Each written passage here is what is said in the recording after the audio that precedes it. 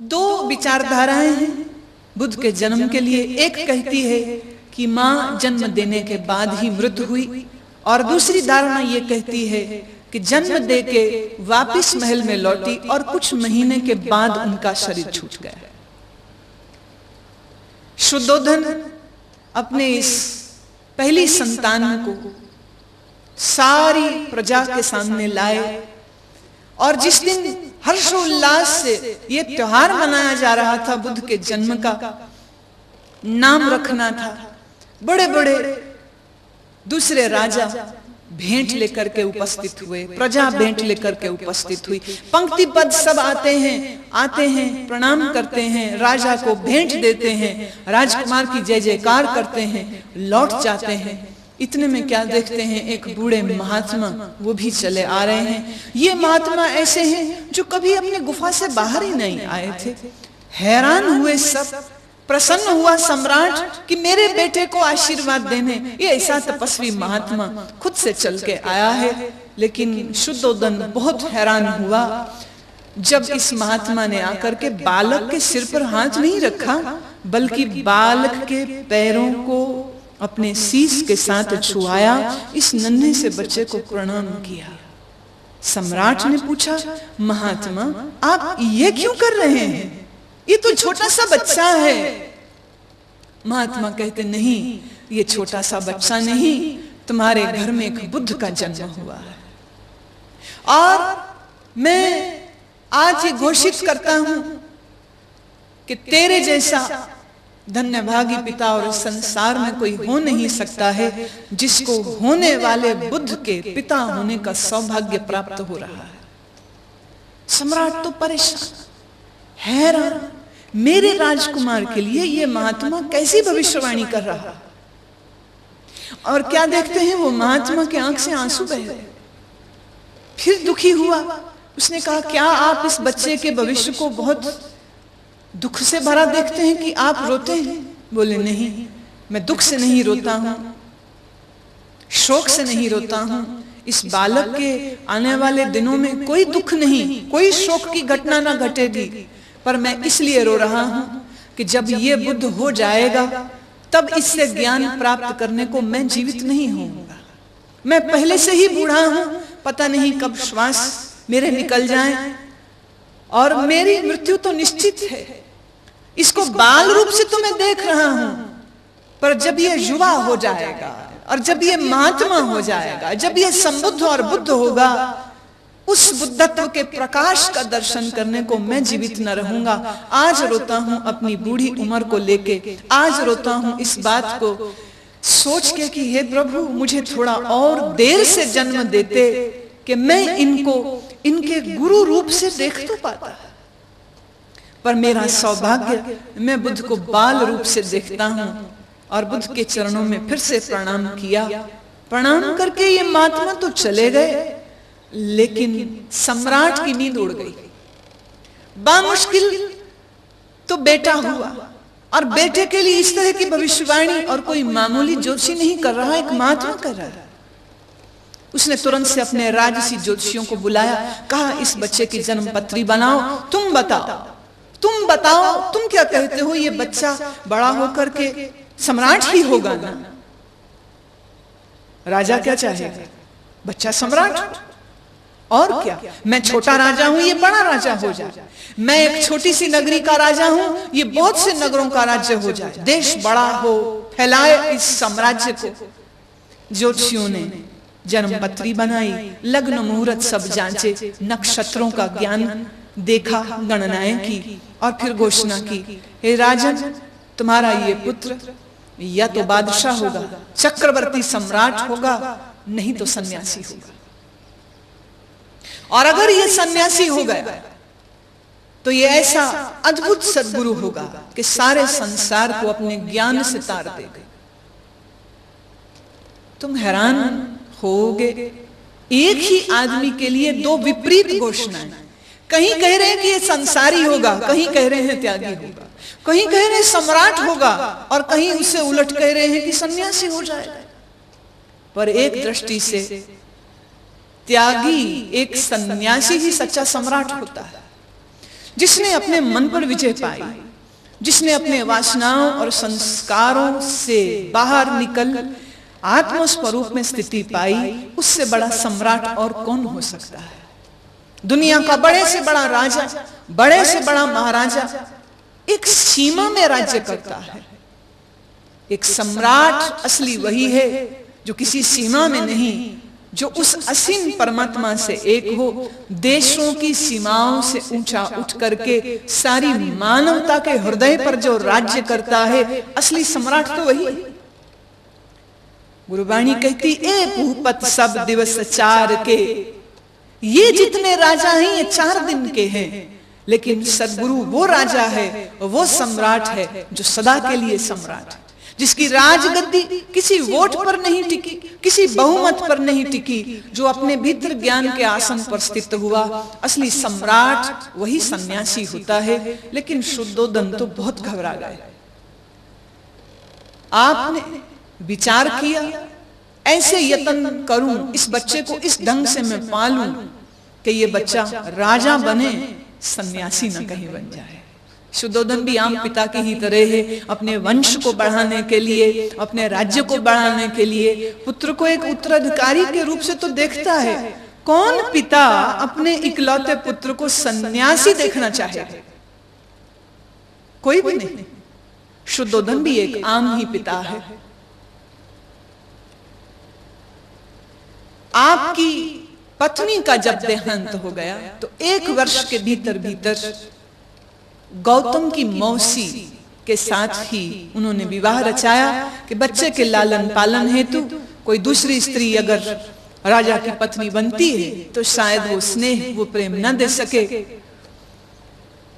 तो जन्म देने वाली माँ की ही छोटी बहन माने बुद्ध की मौसी ही आपके पिता से ब्याही गई और लालन पालन शुरू हुआ। और इस बच्चे का लालन पालन ऐसा विचित्र हो रहा है कि उसके आसपास इतना वैभव, इतना सुख, इतना साम्राज्य कि वो कुछ कहता बाद में और चीजें हाजिर होती पहले। पर इस बालक गौतम सिद्धार्थ में गुण बड़े सुंदर हैं। एक दिन आप अपने मित्रों के साथ खेल रहे थे। खेल खेल में आपके चाचा के बेटे ने एक उड़ते हुए पक्षी को तीर मारा, घायल कर दिया। घायल हुए इस पक्षी को सिद्धार्थ ने अपनी गोद में उठाया, तीर निकाला, मरहम पट्टी किए और इतने में इनका भाई आकर के लड़ने लगा कि ये पक्षी तो मेरा है, मैंने निशाना बनाया, मेरा शिकार है, ये मुझको तुम दो। बोले नहीं, मैं इसको दे दूंगा तो फिर इसको मार देगा। करुणा सिखाने की चीज नहीं, सीखे सिखाए ही हैं। जैसे सिद्धार्थ उस पक्षी के लिए बाई से लड़ गए। बात राजा तक पहुंची, राज्यसभा तक पहुंची कि आहत हुए पक्षी पर अधिकार किसका है? उसका जिसने तीर मारा या उसका जिसने मरहम पट्टी की? सेना नायक कहने लगे घायल पे अधिकार उसी का जिसने तीर मारा। शुद्धोदन ने कहा नहीं, जिसने प्राण लिए या लेने की चेष्टा की उसका उस घायल, उस विक्टिम पर कैसे अधिकार हो सकता है? अधिकार उसी का है जिसने प्राण बचाए। इस पक्षी को सिद्धार्थ को ही दिया जाए, ये सिद्धार्थ का ही अधिकार है। नाराज हो गए कुछ लोग कि शायद अपने पुत्र का ही पक्ष लेगा राजा, और क्या करेगा। लेकिन अगर तुम न्याय की कसौटी पर देखोगे तो शुद्धोदन ने पक्षपात नहीं किया, सही निर्णय ही लिया। समय अनुसार सिद्धार्थ जवान हुए, राजकुमार हैं, दूसरे कुमारों के साथ खेलते हैं, घुड़सवारी करते हैं, कुश्ती लड़ते हैं, खेल खेलते हैं, खेल की प्रतियोगिताओं में जीतते हैं। धनुर्धर सबसे बढ़िया, तलवारबाजी में सबसे आगे, मल्लयुद्ध करिए तो सिद्धार्थ जीत जाए। हर पक्ष से सुंदर, सुशील, बुद्धिमान। शुद्धोदन मन में खुश होता है, ये पंडितों की ज्योतिषियों की गई भविष्यवाणियां कर दी मैंने झूठी। देखा है कहीं इसमें कोई त्यागी सन्यासी हो जाने का लक्षण? कुमार है, क्षत्रिय है, सब क्षत्रिय गुण हैं इस शाक्य वंश का नाम उज्जवल करेगा ये। उसकी छाती फूलती। समय अनुसार एक प्रतियोगिता में एक सुंदर राजकुमारी आती है, यशोधरा। गौतम सिद्धार्थ के लिए पसंद करते हैं शुद्धोधन इस कुमारी को, और फिर विवाह होता है। सुंदर कुमार, सुंदर कुमारी, सिद्धार्थ दूल्हा बनते हैं और ब्याह करके लाते हैं इस सर्व सुंदरी को, सर्वगुण संपन्न स्त्री को। 1 वर्ष के भीतर ही पुत्र का जन्म भी हो गया। पुत्र का नाम रखा राहुल। अब शुद्धोधन ने सुख की सांस ली, बेटा ब्याह गया, पोता हो गया। अब निश्चिंत, अब मुझे चिंता करने की कोई आवश्यकता नहीं। तो वो जो पहरेदारियां थी गौतम सिद्धार्थ के आसपास, अब वो कुछ ढीली कर दी गई।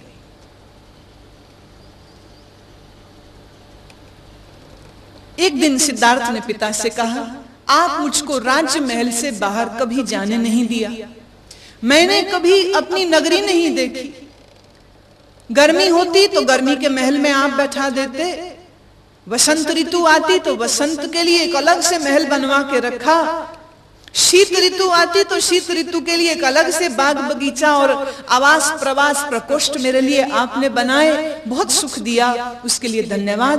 पर पिता, मैं आज अपने नगर को देखना चाहता हूं, अपने नगर वासियों को मिलना चाहता हूं। राजा ने कहा, हाँ जरूर, लेकिन फिर भी पहली बार पुत्र बाहर जा रहा है, फिर भी अपने मंत्रियों से निर्देश दिए कि देखो इसके सब मार्गों को सजा दो, फूलों की बहार आ जानी चाहिए सब राजपथों पर, सुंदर मार्ग हो, सुंदर स्त्रियां हो। देखो कोई कुरूप, कोई बूढ़ा, कोई बीमार, कोई दुख वाली बात मेरा पुत्र न देखे। इंतजाम किया गया, तैयारी की गई, सवारी निकली सिद्धार्थ की, हाथी की पीठ पर बैठे, धुंदुबियां बज रही, ढोल नगाड़े बज रहे। बजते हुए ढोल नगाड़ों में जब ये शोभा यात्रा निकली, सब और जय जयकार, सब और उत्सव मनाए जा रहे, गुलाल उड़ाए जा रहे। इस खुशियों, इन रंगों को देख देख सिद्धार्थ प्रसन्न होते हैं। और कुछ ही दूर तक गए तो हाथी की सवारी लौटा ली गई राजमहल वापस। तैयारी वहीं तक ही, बहुत दूर तक तैयारी थी नहीं, जहां तक तैयारी वहीं तक दिखाया, फिर लौटा के वापस ले आया। जैसे जैसे समय बीता, राजा ने पहरे का शिकंजा और भी ढीला कर दिया। और एक दिन बुद्ध ने अपने सेवक छन्ना से कहा, रथ तैयार करो, आज घूमने जाएंगे, फिर से बाहर चलते हैं। चूंकि अब पिता से अनुमति लेने की जरूरत नहीं थी, तो अकेले ही बाहर निकल गए। और जब अकेले बाहर निकले महल से, तो उस दिन उन्होंने अपने राज्य की असली शक्ल देखी। पर फिर भी इतनी बुरी नहीं थी। घूमते घुमाते कुछ दूर निकले, एक बूढ़े आदमी को सिद्धार्थ ने देखा और हैरान आप होगे कि इस राजकुमार ने आज तक किसी बूढ़े आदमी को नहीं देखा था। क्यों? क्योंकि बुढ़ापा मृत्यु का चिन्ह है। बुढ़ापा संदेश देता है कि मौत आई के आई। बुढ़ापे में सुंदर से सुंदर जवान पट्टे भी कुरूप हो जाते हैं, सुंदर से सुंदर स्त्री भी चेहरे झुर्रियों से भर जाते, कमर कमान सी झुक जाती, आंख से दिखता कम, कान से सुनता कम। जिसको परम सुंदरी कहा जाता है जवानी में, बुढ़ापे में आते आते तक कुरूपता सामने आने लग जाती।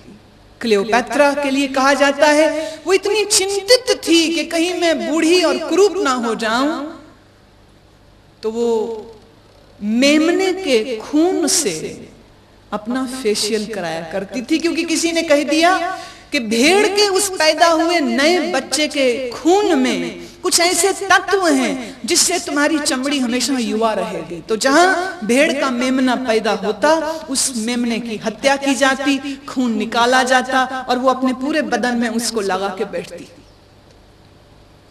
क्लियोपैत्रा दूध से स्नान करती। रात कहते जब वो सोती थी तो कभी बाईं या दाईं करवट नहीं लेटती थी, क्योंकि दाईं या बाईं करवट लेने से चेहरे पे निशान आ जाएंगे। तुम सिराने पे मुंह रख के जब सोते हो तो सुबह जब उठते हो तो मुख पे तुम्हारे लकीरें आ जाती, दब जाता है, कहीं मांस उलट पुलट हो जाता है, तो कहीं वो झुर्रियां, कहीं वो लकीरें ना चेहरे पे आ जाए, पूरी रात वो सीधे सोती। वो बात अलग कि क्लियोपात्रा को बूढ़े होने का मौका ही ना मिला, उससे पहले ही उसने आत्मघात कर लिया था। लेकिन बुढ़ापा चिन्ह है रोगों का, ऐसे ऐसे रोग चिपटते हैं।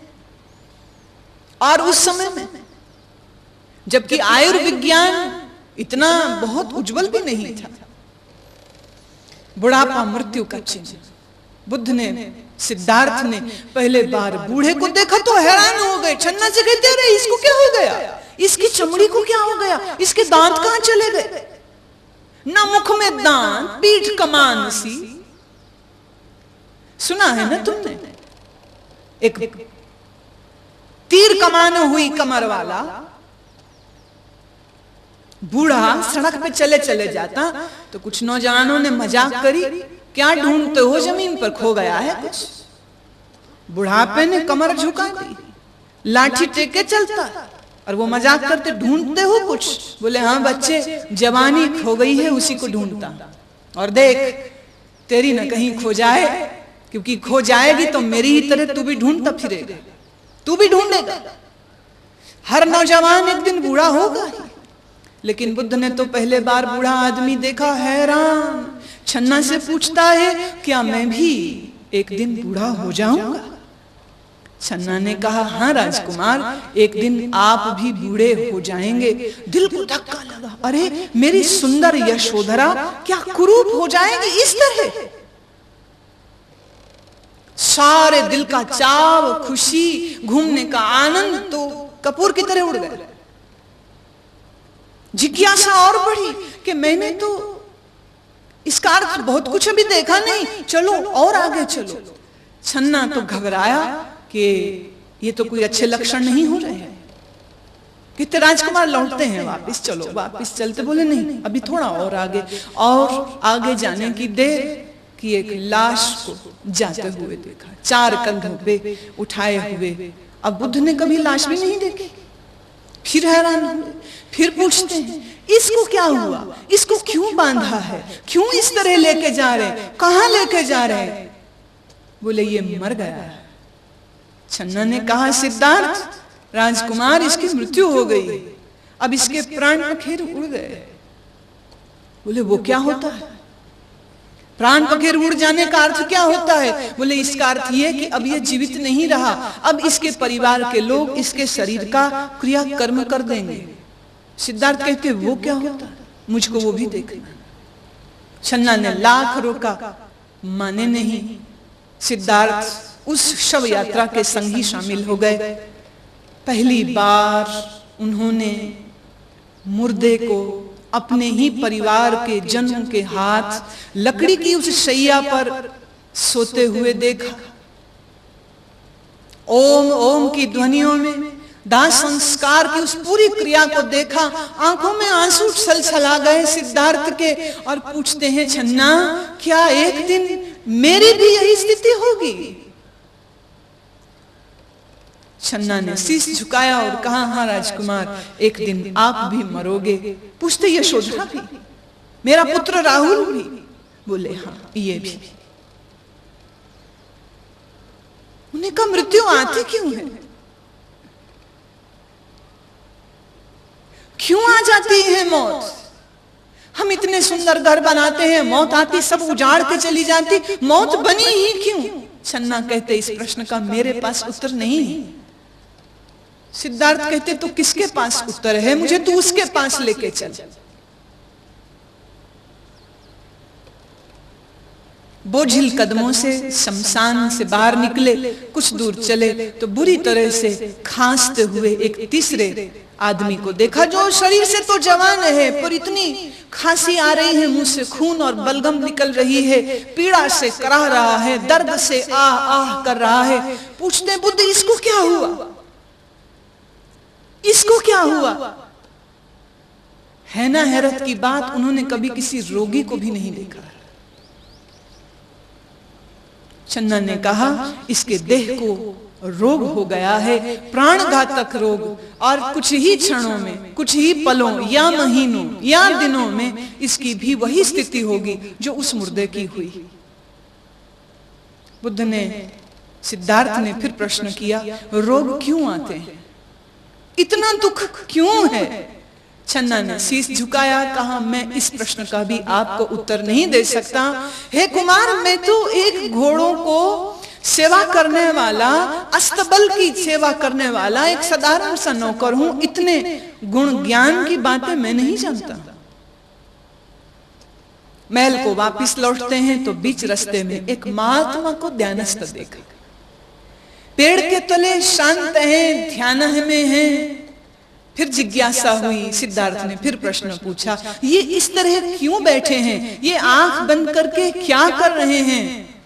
चन्ना ने कहा, कुमार ये ध्यान करते हैं, ये भगवान को खोजते हैं, क्योंकि भगवान ही हमारे सब दुखों को दूर करने वाले, आनंद प्रदान करने वाले। 4 घटनाएं एक ही दिन में देखी। पहली, एक रोगी व्यक्ति को देखा, दूसरे एक बूढ़े व्यक्ति को देखा, तीसरे एक मुर्दे को देखा, और चौथे एक महात्मा को ध्यानस्थ देखा। इन 4 दृश्यों ने सिद्धार्थ के भीतर ऐसी हलचल मचा दी, ऐसी हलचल कि संसार में दुख है, सवाल उठा क्यों है? मन में सवाल उठा, दुख है तो इन दुखों के निवारण का कोई उपाय है भी कि नहीं? तीसरे मन में जिज्ञासा उठी, अगर निवारण करने का ढंग परमात्मा है तो परमात्मा कौन है, कहां है, क्यों अपने मनुष्यों को इतना दुख देता है?